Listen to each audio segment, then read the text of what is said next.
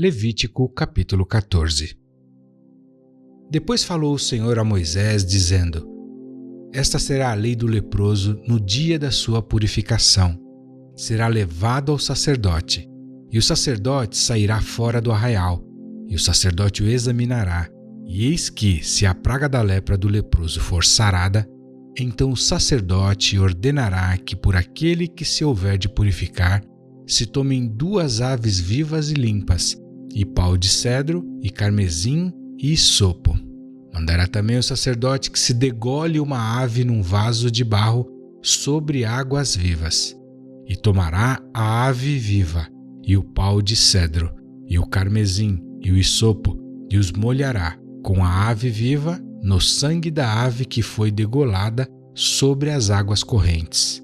E sobre aquele que há de purificar-se da lepra, aspergirá 7 vezes. Então o declarará por limpo, e soltará a ave viva sobre a face do campo. E aquele que tem de purificar-se, lavará as suas vestes, e rapará todo o seu pelo, e se lavará com água, assim será limpo. E depois entrará no arraial, porém ficará fora da sua tenda por 7 dias. E será que ao 7º dia rapará todo o seu pelo, a sua cabeça, e a sua barba, e as sobrancelhas, sim, rapará todo o pelo, e lavará as suas vestes, e lavará a sua carne com água, e será limpo. E ao 8º dia tomará 2 cordeiros sem defeito, e uma cordeira sem defeito, de 1 ano, e 3 dízimas de flor de farinha para oferta de alimentos, amassada com azeite, e 1 log de azeite. E o sacerdote que faz a purificação apresentará o homem que houver de purificar-se com aquelas coisas perante o Senhor à porta da tenda da congregação. E o sacerdote tomará 1 dos cordeiros e o oferecerá por expiação da culpa, e o log de azeite, e os oferecerá por oferta movida perante o Senhor. Então degolará o cordeiro no lugar em que se degola a oferta da expiação do pecado e o holocausto, no lugar santo, porque quer a oferta da expiação da culpa, como a da expiação do pecado, é para o sacerdote, coisa santíssima é. E o sacerdote tomará do sangue da expiação da culpa, e o sacerdote o porá sobre a ponta da orelha direita daquele que tem de purificar-se, e sobre o dedo polegar da sua mão direita, e no dedo polegar do seu pé direito. Também o sacerdote tomará do log de azeite e o derramará na palma da sua própria mão esquerda. Então o sacerdote molhará o seu dedo direito no azeite que está na sua mão esquerda, e daquele azeite com o seu dedo aspergirá 7 vezes perante o Senhor. E o restante do azeite que está na sua mão o sacerdote porá sobre a ponta da orelha direita daquele que tem de purificar-se, e sobre o dedo polegar da sua mão direita, e sobre o dedo polegar do seu pé direito, em cima do sangue da expiação da culpa. E o restante do azeite que está na mão do sacerdote o porá sobre a cabeça daquele que tem de purificar-se. Assim o sacerdote fará expiação por ele perante o Senhor. Também o sacerdote fará expiação do pecado e fará expiação por aquele que tem de purificar-se da sua imundícia, e depois degolará o holocausto. E o sacerdote oferecerá o holocausto e a oferta de alimentos sobre o altar. Assim o sacerdote fará expiação por ele e será limpo. Porém, se for pobre e em sua mão não houver recursos para tanto, tomará um cordeiro para expiação da culpa em oferta de movimento, para fazer expiação por ele, e a dízima de flor de farinha, amassada com azeite, para oferta de alimentos, e 1 log de azeite, e 2 rolas ou 2 pombinhos, conforme as suas posses, dos quais um será para expiação do pecado e o outro para o holocausto. E ao 8º dia da sua purificação os trará ao sacerdote, à porta da tenda da congregação, perante o Senhor. E o sacerdote tomará o cordeiro da expiação da culpa e o log de azeite, e os oferecerá por oferta movida perante o Senhor. Então degolará o cordeiro da expiação da culpa, e o sacerdote tomará do sangue da expiação da culpa e o porá sobre a ponta da orelha direita daquele que tem de purificar-se, e sobre o dedo polegar da sua mão direita, e sobre o dedo polegar do seu pé direito. Também o sacerdote derramará do azeite na palma da sua própria mão esquerda. Depois o sacerdote, com o seu dedo direito, aspergirá do azeite que está na sua mão esquerda 7 vezes perante o Senhor. E o sacerdote porá do azeite que está na sua mão na ponta da orelha direita daquele que tem de purificar-se, e no dedo polegar da sua mão direita, e no dedo polegar do seu pé direito, no lugar do sangue da expiação da culpa. E o que sobejar do azeite que está na mão do sacerdote porá sobre a cabeça daquele que tem de purificar-se, para fazer expiação por ele perante o Senhor.